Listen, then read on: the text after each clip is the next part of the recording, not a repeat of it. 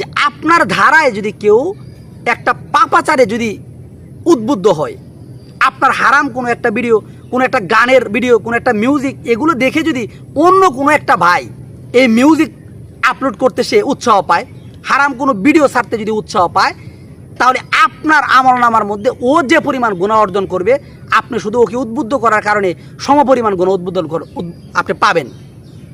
সেই সাথে আপনার সোশ্যাল মিডিয়া অর্থাৎ আপনার এই ফেসবুকে আপনি যে গুনাহের ভিডিওটা ছেড়ে দিয়েছেন, খোলামেলা চুল, নাচানাচি, গান বাজনা, এগুলো যে আপনি ছেড়ে দিয়েছেন, আপনি যদি এখন এই মুহূর্তে যদি মারা যান, তাহলে আপনার এগুলো ডিলিট করবে কে?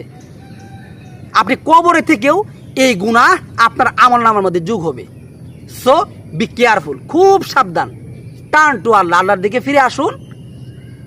এখন এই মুহূর্তে তওবা করুন যে আপনি যতদিন সোশ্যাল মিডিয়ায় কাজ করবেন হারাম কিছু করবেন না, হারাম যারা করে তাদের সাথে কোনো সংস্পর্শ রাখবেন না। আল্লাহ চাহিদা আপনাকে ক্ষমা করে দিবেন।